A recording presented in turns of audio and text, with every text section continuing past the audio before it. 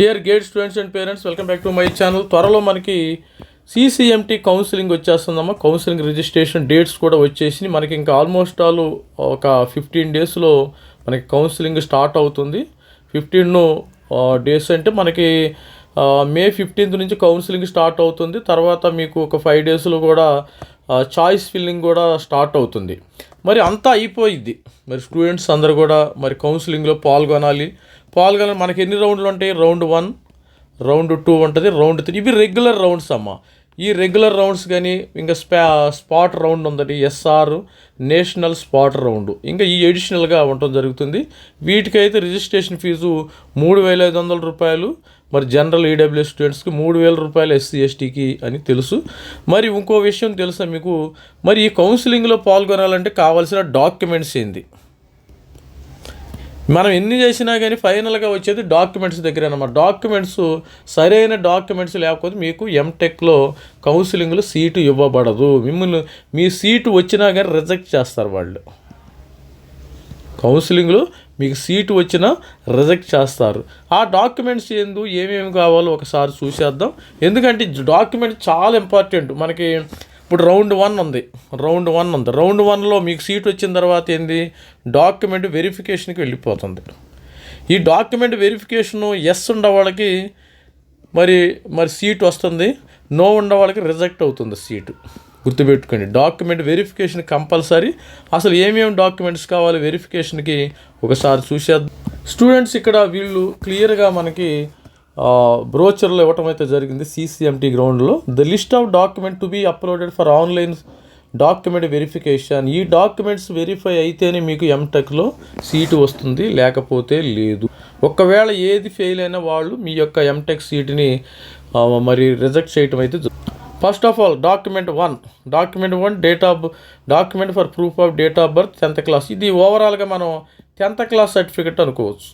10th class certificate కానీ 10th class certificate ఇంక సింపుల్గా ఇదంతా మనం చదవాల్సిన అవసరం లేదు. ఓన్లీ ఫస్ట్ మీకు 10th క్లాస్ సర్టిఫికెట్, దానిలో date of birth certificate, date of birth ఉంటుంది, ఎప్పుడు పుట్టారు ఏంది. రెండోది photo ID proof as per government, అంటే ఆధార్ అయితే సరిపోతుంది.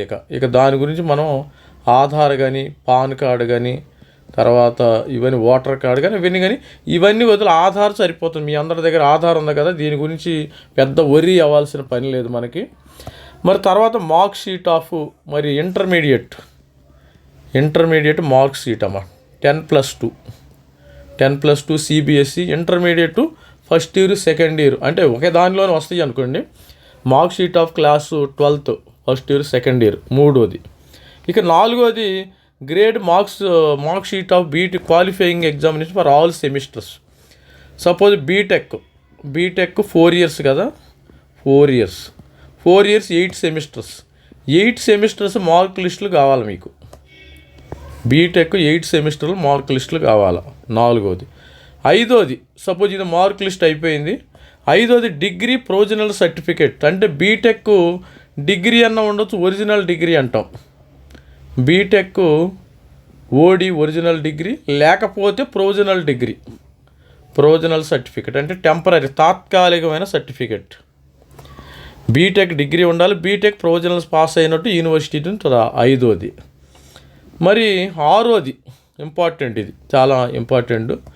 ఆరోది గేట్ స్కోర్ కార్డు, అంటే 24 అయినా ఉండొచ్చు, గేట్ 2024 ఓకే, గేట్ 2025 అదైనా ఉండొచ్చు, గేట్ 20 ఈ మూడిట్లో ఏదైనా ఉండొచ్చు, 3 అయినా ఉండొచ్చు, అది మీ ఇష్టం. ఇక ఏడోది చాలా ఇంపార్టెంట్ అమ్మ, ఇది category certificate SC ST OBC NCL EWS. మరి ఈ వీళ్ళకి కేటగిరీ సర్టిఫికేట్ కంపల్సరీగా కావాలి.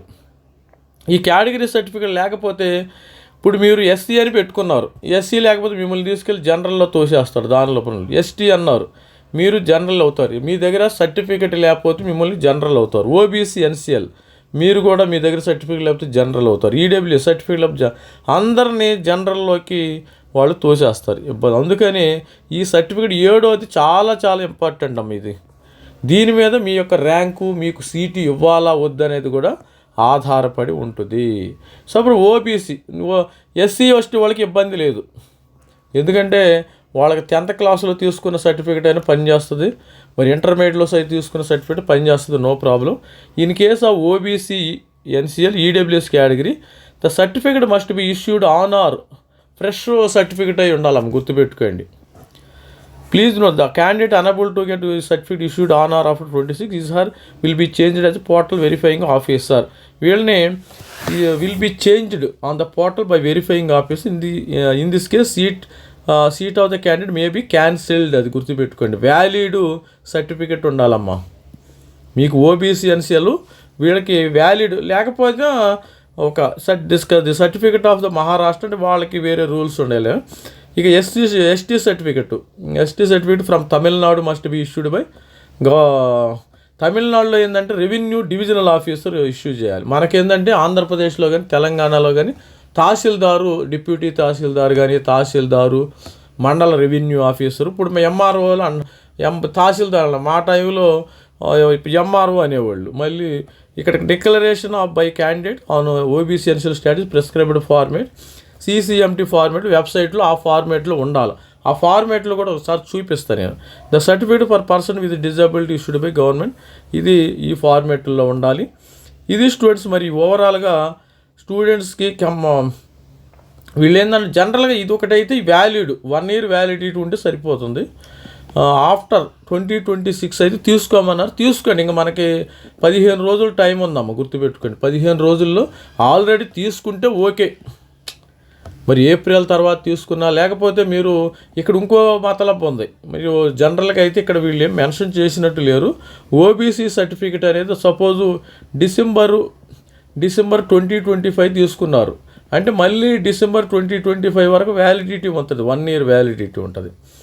అది ఒకసారి చూసుకోండి. ఇక్కడైతే 2026 అన్నారు. తర్వాత ఫార్మేట్ల గురించి ఒకసారి చూద్దాం. అసలు ఈ క్యాస్ట్ సర్టిఫికేట్ల ఫార్మేట్లు ఏంది, దీనికి మరి స్టోరీ ఏంది ఒకసారి చూద్దాం. మరి ఇది కూడా important answer format for declaration of undertaking అనమాట. అండర్టేకింగ్కి కొద్దిగా డిక్లరేషన్ ఇవ్వాల్సి కూడా చాలా ఇంపార్టెంట్ అమ్మా. Certificates and undertakings. ఈ సర్టిఫికేట్స్ ఏంటంటే the formal course completion certificate కూడా కావాలి ఎడిషనల్గా. Self declaration form EWS form of self declaration to be submitted OBC NCL disability అంటే ఫిజికల్ హ్యాండిక్యాప్డ్ వాళ్ళకి. తర్వాత dyslexia certificate form of certificate to be produced schedule caste schedule tribe candidates వీళ్ళు ఇవ్వాలి, అది already undertaking ఇవ్వాలి. తర్వాత income certificate EWS వాళ్ళు income certificate produce చేయాలి, అది ఆల్రెడీ సర్టిఫికేట్లోనే వస్తుంది అనుకోండి. Form certificate produced by other backward applying appointment to the post of ఇది. తర్వాత undertaking caste validity certificate Maharashtra వాళ్ళకి. తర్వాత undertaking correction date of birth అవేమైనా ఉంటే చూసుకోవాలి. ఇవన్నీ మ్యాండేటరీ కాదు, కాకపోతే వీళ్ళు మెన్షన్ చేయడం జరిగింది. తర్వాత మీరు undertaking submitted by candidate to support proper document physical reporting. అప్పుడు తర్వాత undertaking when the final result suppose మీరు ఫైనల్ ఇయర్ స్టూడెంట్స్, ఇప్పుడు నేను బీటెక్ ఫైనల్ ఇయర్, నాకు బీటెక్ జూలైలో అవుతాయమ్మ ఎగ్జామ్స్. మరి అవి రిజల్ట్స్ రావాలంటే మరి ఆగస్టు ఎంత పట్టిద్ది, దానికి అండర్టేకింగ్ ఫైనల్ రిజల్ట్స్ అవైటెడ్ అని మనం అండర్టేకింగ్ ఇవ్వాల్సి ఉంటుంది. ఇక్కడ చూసారా, ఇది టు బి ఇష్యూడ్ అని, ఇది బోనఫైడ్ తీసుకోవాలమ్మ. ఇది బోనఫైడ్ అనుకోవచ్చు, కాలేజీలో చదువుతున్నట్టు bonafide course completion certificate, bonafide కాదు. So and bonafide student of in హరి is likely to complete all requirement of course. ఇది సపోజ్ ఆగస్ట్ 15th 2026లో అయిపోయినట్టు మీరు ఒక యూనివర్సిటీకి వెళ్ళి మీ కాలేజీలోకి వెళ్ళి స్టాంప్ తీసుకోవాలి. ఇక్కడ స్టాంప్ తీసుకోవాలి, signature, stamp, date of birth, ఇది కంపల్సరీ కావాలి. ఎవరైతే final year students, final year BE BTech students compulsory కావాలి. ఫైనల్ బీఈ బీటెక్ ఎవరైతే చదువుతున్నారో వాళ్ళకి కంపల్సరీగా ఈ form of course completion certificate. ఇప్పుడు ఈ సర్టిఫికేట్స్ ఈడబ్ల్యూఎస్ ఇది ఈడబ్ల్యూఎస్ వాళ్ళకి కావాలా. ఫామ్ ఆఫ్ సెల్ఫ్ డిక్లరేషన్ అంటే మీరే signature of the candidate. OBC వాళ్ళకి కూడా సెల్ఫ్ డిక్లరేషను ఇవ్వాల్సి ఉంది, మీరే ఇవ్వాలి. దీనికి బయట ఆఫీసర్ సంతకం అవసరం లేదు. డిజబిలిటీ అంటే ఫిజికల్ హ్యాండిక్యాప్డ్ వాళ్ళు ఇవ్వాలి. తర్వాత మెడికల్ సర్టిఫికెట్, ఇవన్నీ కూడా ఈ ఫార్మేట్లో మీరు ఇక్కడ ఆఫీసర్ సిగ్నేచర్ చేయాలి. తర్వాత అడ్రస్, మెడికల్ అథారిటీ అండర్టేక్. తర్వాత ఎస్సీ ఎస్టీ సర్టిఫికేట్ ఈ ఫార్మేట్లో ఉందా లేదా ఒకసారి చూసుకోండి. దాదాపు ఇదే ఫార్మేట్లో ఉంటాయి. తర్వాత వేకర్ సెక్షన్ ఈడబ్ల్యూఎస్ ఈ ఫార్మేట్లో ఉందా, 5 acres ఆఫ్ ల్యాండ్, ఇవన్నీ చూసి ఓబీసీ ఎన్సీఎల్ సర్టిఫికేట్ ఈ ఫార్మేట్లో ఉందా, ఈ ఫార్మేట్లో ఉంటేనే మీకు సీటు ఇవ్వబడుతుంది. Undertaking, correction, date of birth ఇవన్నీ కూడా చూసుకోండి ఒకసారి. ఫైనల్ రిజల్ట్ ఎవైటెడ్, ఇది గుర్తుపెట్టుకోండి. ఫైనల్ రిజల్ట్ కోసం final year BE BTech student మీరు ఇక్కడ సిగ్నేచర్ ఆఫ్ మదర్ అంటే అండర్టేకింగ్ ఇవ్వటం అంతే. ఇది అండర్టేకింగ్ ఇవ్వటం అంతే, జస్ట్ అండర్టేకింగ్. ఇవన్నీ ఇవ్విచ్చి మీరు ఇవన్నీ చూసుకోండి ఒకసారి స్టూడెంట్స్. ఇది స్టూడెంట్స్ ఓవరాల్గా మనం సర్టిఫికేట్ వెరిఫికేషన్. ఇది స్టూడెంట్స్ మన దగ్గర ఎవరైనా మెంటర్షిప్ తీసుకోవాలంటే మన గేట్ మెంటర్షిప్ CCMT మొత్తం కౌన్సిలింగ్ డేటా అయితే మన దగ్గర ఉంది. మరి మన దగ్గర CCMT data, central university data, IIIT data రెడీగా ఉంది. వెబ్ ఆప్షన్స్ మీకు ఇవ్వబడతాయి ప్రతి ఒక్క స్టూడెంట్కి. ఎవరైతే మెంటర్షిప్ ఫీజు పే చేశారో వాళ్ళకి వెబ్ ఆప్షన్. ఆల్రెడీ మన మెంటర్షిప్లో జాయిన్ అయ్యారు, IITలో జాయిన్ అయ్యారు, IITలో కూడా సపోర్ట్ చేసి ఇప్పుడు కూడా ఆల్రెడీ వాళ్ళకి కొంతమందికి CCMT ఆల్మోస్ట్ ఆల్ CCMT యొక్క వెబ్ ఆప్షన్స్ కూడా ఇవ్వటం అయితే జరిగింది. ఇంకా ఫర్దర్గా వాళ్ళు ఏమైనా కోరితే ఇవ్వబడుతుంది. కొత్తగా ఎవరైనా జాయిన్ అవ్వాలనుకుంటే మన దగ్గర మెంటర్షిప్ ఫీజు పే చేసి, ఇది మన వాట్సాప్ నెంబర్ అమ్మ, మరి మీకు వాట్సాప్ నెంబర్కి మెసేజ్ చేసినట్టయితే, పే చేసినట్టయితే మీకు ఈ యొక్క PDF ఫైల్స్ అనేది ఇవ్వబడుతుంది. ఇది స్టూడెంట్స్ మన దగ్గర మొత్తం డేటా అయితే ఉంది. అన్ని బ్రాంచ్ల డేటా, 32 NITలకు సంబంధించిన డేటా, IIIT డేటా ఉంది మన దగ్గర. Central university, Hyderabad central university, JNU, MTech data, అన్ని బ్రాంచులకు సంబంధించిన డేటా ఉంది. ఎవరైనా ఇంట్రెస్ట్ ఉన్నవాళ్ళు మీరు నన్ను అప్రోచ్ అయ్యి మీరు మరి సర్వీసెస్ అయితే పొందగలరు. ఇవి మరి ఆ అమౌంట్ అయితే పే చేసి సర్వీసెస్ తీసుకోండి. మీకు ఆగస్టు వరకు సపోర్ట్ చేస్తాం. ఈ కౌన్సిలింగ్ కూడా దాదాపు ఆగస్టు వరకు అయ్యేటట్టు ఉంది. జూన్, జూలైలో కూడా అవుతుంది. ఆల్రెడీ ఇంకా స్టూడెంట్స్ అందరూ కూడా IIT రిజల్ట్స్ కోసం వెయిట్ చేస్తున్నారు. 10, 11వ తారీఖులు ఈ నెల IIT రిజల్ట్స్ అయితే వచ్చే అవకాశం ఉంది. ఇంకా కొత్తగా ఎవరైనా NITలో చేరాలనుకుంటే మనల్ని అప్రోచ్ అవ్వండి. మొత్తం డేటా మీకు ఇవ్వబడుతుంది. ఆల్రెడీ స్టూడెంట్స్ అందరికీ దాదాపు ఇచ్చాము. ఇది ఇంకా కొంతమంది ఎవరికైనా ఇవ్వాలిస్తే వాళ్ళు కూడా అప్రోచ్ అయితే ఇస్తారు. ఎవరైతే మెంటర్షిప్ చేరతారో వాళ్ళకైతే సపోర్ట్ చేయడం అనేది జరుగుతుంది. All the best student. This is me Ravikumar signing off. Thank you.